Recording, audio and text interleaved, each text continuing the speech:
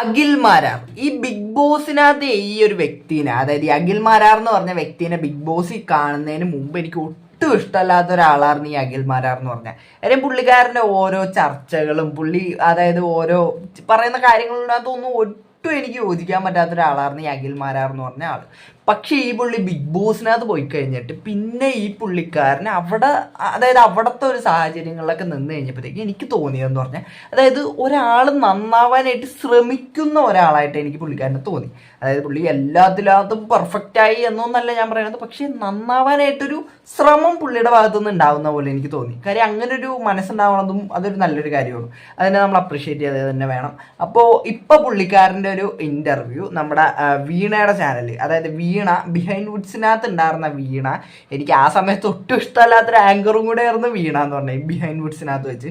പക്ഷേ പുള്ളിക്കാരി ഇപ്പോൾ ബിഹൈൻഡ് വുഡ്സിൽ നിന്ന് വിട്ടിട്ട് പുള്ളിക്കാരി ഇപ്പോൾ ഒരു ഒറിജിനൽസ് എന്ന് പറഞ്ഞാൽ പുള്ളിക്കാരിയുടെ തന്നെ ഒരു ചാനൽ തുടങ്ങിയിട്ടുണ്ട്. അപ്പോൾ ആ ഒരു ചാനലിനകത്ത് ഒരു ഇത്തിരി മെച്ചപ്പെട്ടെന്ന് പറയാം ഇൻ്റർവ്യൂ. അല്ലാണ്ട് ഭയങ്കര രീതിക്ക് മെച്ചപ്പെട്ടെന്ന് ഇവിടെയും പറയാനില്ല. വീണയുടെ കാര്യത്തിൽ വീണ തന്നെ പറഞ്ഞിട്ടുണ്ട്, വ്യൂവർഷിപ്പ് ഈ ഒരു കാര്യത്തിനകത്ത്, അതായത് ഇങ്ങനത്തെ രീതിക്കുള്ള ചോദ്യങ്ങൾ ചോദിച്ചാലാണ് വ്യൂവർഷിപ്പ് കിട്ടുള്ളൂ. വ്യൂവർഷിപ്പ് മാറ്റേഴ്സ്, എല്ലാവർക്കും വ്യൂവർഷിപ്പാണ് വേണ്ടത്. അതുകൊണ്ട് തന്നെ പുള്ളിക്കാരി അങ്ങനെ ചെയ്തു. ഓക്കെ, അപ്പോൾ പുള്ളിക്കാരൻ്റെ, അതായത് ഈ അഖിൽ മാരാറിൻ്റെയും അതേപോലെ അഖിൽ മാരാറിൻ്റെ ഭാര്യയുടെയും ഇൻ്റർവ്യൂ നമ്മുടെ വീണയുടെ ഒറിജിനൽസ് എന്ന് പറഞ്ഞ ചാനലിനകത്ത് വന്നിട്ടുണ്ടായി. അപ്പോൾ ആ ഒരു ഇതിനകത്ത് എനിക്ക് കുറച്ച് ഇൻട്രസ്റ്റിംഗ് ആയിട്ടുള്ള കുറച്ച് ചോദ്യങ്ങളൊക്കെ എനിക്ക് കണ്ട്. അതേപോലെ തന്നെ ആ ഇൻ്റർവ്യൂ മൊത്തത്തിൽ നല്ല എൻ്റർടൈനിങ് ആണ്. ഈ അഖിൽ മാരാറിൻ്റെ ഇൻ്റർവ്യൂ കാണാനായിട്ട് പ്രത്യേക രസമാണ്. പുള്ളി ഇങ്ങനെ ഇരുന്ന് ഓരോന്ന് പറഞ്ഞിരിക്കുന്നതാണ് നല്ല രസമാണ്. പക്ഷെ എല്ലാത്തിനകത്തും നമുക്ക് യോജിക്കാൻ പറ്റില്ല, പക്ഷെ എന്നാലും അത് കണ്ടിട്ടിരിക്കാൻ നല്ലൊരു രസമാണ്. അപ്പോൾ ഈ ഒരു വീഡിയോനകത്ത് ഇങ്ങനെ വീണ ചോദിക്കുന്നുണ്ട്, അതായത് നിങ്ങളിങ്ങനെ കലിപ്പനും കാന്താരിയും സെറ്റപ്പ് ആണോ എന്നൊക്കെ ഉള്ള രീതിക്ക് ചോദിക്കുന്നുണ്ട്. അപ്പോൾ ആ ഒരു നമുക്ക് ഈ കലിപ്പന്റെ കാന്താരിയാണോ സത്യത്തിൽ ഇവിടെ ഞാൻ ചോദിച്ചത് എന്താ ഇവിടെ സംഭവിച്ചോണ്ടിരിക്കുന്നത്? കലിപ്പന്റെ കാന്താരി മാത്രമേ സഹിക്കാൻ പറ്റൂ. അത് കറക്റ്റാ. ഞാൻ വിചാരിച്ച ലക്ഷ്മി ഇപ്പൊ ഇവിടെ കിടന്ന് കരയുമായിരിക്കുമെന്ന്. പക്ഷെ ഇതൊക്കെ ശീലമാണോ അവിടെ? ഇവിടെ ആയോണ്ട് ഞാൻ മിണ്ടിയില്ല.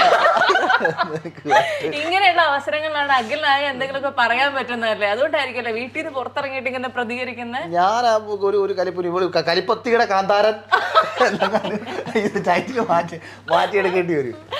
ഇതൊക്കെ വീട്ടിലൊക്കെ കാണിക്കും, പുറത്തിറങ്ങിയിട്ടങ്ങ് അഭിനയിച്ചുകൊണ്ടിരിക്കുന്നുണ്ടല്ലോ ഇവര്. എന്നാ കഴിഞ്ഞ ഇന്റർവ്യൂവിനൊക്കെ വന്നിട്ട് ഞാനാണല്ലോ കൂടുതൽ സംസാരിച്ചത്. അപ്പം ഈ ബിഗ് ബോസിലൊക്കെ കണക്ക് സംഭവിച്ചു. ഞാൻ ഇവിടെ അടിച്ചമർത്താൻ നോക്കി, മറ്റേ നമ്മൾ വീണ്ടും മറ്റേ എല്ലാനായി മേൽ ഷോവനിസ്റ്റായി മാറി എന്നൊക്കെ പറയുന്നുണ്ട്. കുറെ നാളുകൊണ്ട് പറയുന്നുണ്ട്, ആരെങ്കിലും വിളിക്കും, എനിക്കൊരു ഇന്റർവ്യൂ കൊടുക്കണം. കഴിഞ്ഞ ഇന്റർവ്യൂവിൽ ഞാനൊന്നും പറഞ്ഞില്ല, ഞാൻ ശരിയാക്കി തരുന്നു. ഇപ്പോൾ ബിഗ് ബോസ് കണ്ടപ്പോഴാണ് എനിക്കും തോന്നിയ ഒരു കാര്യമാണ്. കാര്യം ഈ അഖില് ഈ ഒരു പുള്ളിക്കാരനെ ഒരു അടിച്ചമർത്തുന്ന ഒരു രീതിക്ക് ഉള്ളൊരു ഇതുപോലെയൊക്കെ എനിക്ക് തോന്നിയായിരുന്നു. എനിക്ക് കണ്ടപ്പോൾ അങ്ങനെ തോന്നി. അപ്പോൾ ഈ ഒരു ഇൻ്റർവ്യൂവിനകത്താണെങ്കിൽ, അതായത് കഴിഞ്ഞ ഇൻ്റർവ്യൂകളിലാണെങ്കിൽ നമുക്കത് തോന്നി വെച്ച്, അതായത് അഖില് ഭയങ്കര പവറിനകത്ത് നിൽക്കും, അഖില് പറയണതെല്ലാം അക്സെപ്റ്റ് ചെയ്ത് നിൽക്കണ ഒരു ഭാര്യ എന്നുള്ള രീതിക്ക് പുള്ളിക്കാരി. അപ്പോൾ അത് ഒരു കണക്കിൽ തന്നെ കലിപ്പിനും കാന്താരി ഒരു സെറ്റപ്പ് പോലെ തന്നെ തോന്നി മുമ്പത്തെ ഇൻ്റർവ്യൂകളൊക്കെ കണ്ടപ്പോൾ. പക്ഷേ ഈ ഒരു ഇൻ്റർവ്യൂവിനകത്ത് പുള്ളിക്കാരി കുറേ കൂടെ സംസാരിക്കുന്നുണ്ട് മറ്റേ ഇൻ്റർവ്യൂവിനെ വെച്ച് അപേക്ഷിച്ച് നോക്കുമ്പോൾ. അപ്പോൾ അഖിലിനെ ഇങ്ങനെ മെയിൽ ഷോവനിസ്റ്റ് എന്നൊക്കെ പറയുമ്പോൾ എന്തോ അതല്ല ഞാൻ എന്നുള്ള രീതിക്ക് പറഞ്ഞു വെക്കാൻ നോക്കുന്ന പോലെയൊക്കെ പുള്ളി ഇപ്പം മാറിയിട്ടുണ്ടാവും. മുമ്പ് അങ്ങനെ ആയിരുന്നിരിക്കാം, ഇപ്പം മാറിയിട്ടുണ്ടാവും. അതിന് ഇതൊന്നല്ല, എൻ്റെ ലൈഫിൽ നമ്മൾ വളരെ സതുദ്ദേശത്തോട് കൂടിയിട്ടും സമീപിക്കുന്ന ഒരു വിഷയത്തിൽ മറ്റൊരർത്ഥം കൽപ്പിച്ചുകൊണ്ട് ഒരാൾ എന്നോട് സംസാരിക്കുമ്പോഴത്തേക്ക് എനിക്ക് പെട്ടെന്ന് ദേഷ്യം വരും. ഇപ്പം ഞാൻ എൻ്റെ ലൈഫിൽ ഇതുവരെ ഒരാളെ സഹായിച്ച കാര്യം പുറത്ത് പറയാറില്ല. അതുപോലൊരു അല്പത്തരം വേറെ ഇല്ലെന്ന് വിശ്വസിക്കുന്ന ഒരാളാണ് ഞാൻ. ഒരു കുട്ടിയെ പോയി കണ്ട ഒരു വീഡിയോ, ഒരു കൊച്ചിനെ എന്നെ കാണണമെന്ന് പറഞ്ഞിട്ട് ഞാൻ കൊല്ലത്ത് ഒരു കൊച്ചിനെ കെട്ടലുണ്ട്. അതിൻ്റെ അടിയിലും കുറേ ആൾക്കാർ അതിനോട് സൈക്കിൾ വാങ്ങിച്ചു കൊടുത്തുകൂടായിരുന്നു.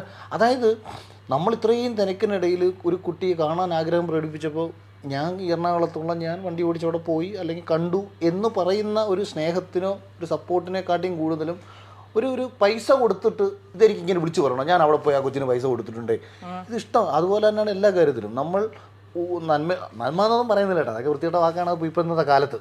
നന്മയോളി എന്നൊക്കെ പറഞ്ഞ ആക്ഷേപമായി മാറി. അതുകൊണ്ട് അത് പറയല്ല, പക്ഷെ നമ്മൾ നല്ല ഉദ്ദേശത്തോടു കൂടി അഖിൽ ആ പറഞ്ഞതിനോട് ഞാൻ യോജിക്കുന്നു. കാര്യം ഇപ്പം അഖിൽ പറയണ്ട, അഖിൽ ഒരു സ്ഥലത്ത് എന്നിട്ട് ഒരു കൊച്ചിനെ ആ ഒരു കൊച്ചിനെ കാണണമെന്ന് ആഗ്രഹം പ്രകടിപ്പിച്ചപ്പോൾ പുള്ളിക്കാരൻ അവിടെ പോയിട്ട് ആ കൊച്ചിനെ കണ്ട ഒരു വീഡിയോ ഇട്ടപ്പോഴത്തേക്ക് ആൾക്കാർ പറഞ്ഞത് ആ കൊച്ചിന് സൈക്കിൾ മേടിച്ചു കൊടുത്തൂടെ, അതായത് ഈ പോയി കാണുന്ന നേരത്ത്. പക്ഷെ ഇപ്പം ഈ അഖിൽ ഒരു സൈക്കിൾ മേടിച്ചോ അല്ലെങ്കിൽ വേറെ എന്തെങ്കിലും സാധനം മേടിച്ചോ അല്ലെങ്കിൽ പൈസ കൊടുക്കുന്ന രീതിക്കോ ആണ് ആ വീഡിയോ കണ്ടതെങ്കിൽ ഈ പറഞ്ഞ ആൾക്കാർ തന്നെ ഇത് തിരിച്ചും പറയും. ആൾക്കാർ പറയും, നീ ഇപ്പൊ അവർക്ക് വലിയ പുണ്യപ്രവർത്തി ചെയ്യണതൊക്കെ നീ നാട്ടുകാരെ കാണിച്ച് നീ ഭയങ്കര പേരെടുക്കണല്ലേ എന്നൊക്കെ ഇവര് തന്നെ ചോദിക്കും. അപ്പം ഈ ആൾക്കാർ പറയണത് കാര്യമൊക്കെ കൊണ്ടിരുന്നാൽ നമുക്ക് അതിന് മാത്രം നേരം ഉണ്ടാവുള്ളൂ. ഇവരിങ്ങനെ എന്ത് നമ്മൾ ചെയ്താലും ഇങ്ങനെ ഇരുന്ന് ഓരോന്ന് പറഞ്ഞിട്ടിരിക്കും. അവരുടെ വായടയ്ക്കാൻ നമുക്ക് പറ്റൂല. അതുകൊണ്ട് തന്നെ നമ്മൾ നമ്മുടെ വഴിക്ക് പോവുക, അവരെ അവിടെ കിടന്ന് പറഞ്ഞിട്ടിരിക്കട്ടെ. ഇല്ല വേറെ പ്ലീസ് എനിക്ക് അതിനകത്ത് എത്രമാത്രം സൂട്ട് ആവില്ല. എന്നാലും എത്രമാത്രം ആവും അറിയാൻ വേണ്ടിയിട്ടാ. ഔട്ട് ഓഫ് ദി ബോക്സ് ആണ് ഈ ഐഡിയ. എന്റെ ഐഡിയ ആണ്. എനിക്ക് അണ്ണന്റെ സൈഡിൽ നിന്ന് റൊമാൻറ്റിക് ഫീൽ ഒക്കെ വരണമെങ്കിൽ നാല് ചീത്തയും അവിടെ കിടന്നൊരു പ്രാന്ത് കാണുമ്പോ ഒക്കെ കാണിച്ചു ഞാൻ അതാണ് ഇത്ര ഉന്നതിനോട് കണ്ടത്. ഇത് കാണുമ്പോൾ എനിക്ക് ശരിക്കും ഒരു കലിപ്പനും കാന്താരി സെറ്റപ്പ് തന്നെ തോന്നുന്നുണ്ട് കേട്ടോ. അത് എത്ര പേർക്ക് തോന്നി എന്ന് എനിക്ക് അറിഞ്ഞൂടാ, പക്ഷെ എനിക്ക് അങ്ങനെ തോന്നി. ഇത് അഖിലിൻ്റെ ഭയങ്കര ദേഷ്യവും അഖിലിൻ്റെ ഭയങ്കര മറ്റേ പ്രാന്ത് പിടിച്ച് നടക്കുന്ന പോലത്തെ സംഭവമൊക്കെ ഉണ്ടല്ലോ, അതൊക്കെ കാണുമ്പോഴത്തേക്കാണ് പുള്ളിക്കാർക്ക് റൊമാൻസ് വരുന്നതെന്നൊക്കെയാണ് പറയണത്. ഇത് ശരിക്കും കലിപ്പനും കാന്താരി ഒരു സെറ്റപ്പ് തന്നെയാണ്. പക്ഷേ അവർക്ക് അതിൽ പ്രശ്നമില്ലെങ്കിൽ പിന്നെ വേറെ ആർക്കാ പ്രശ്നം?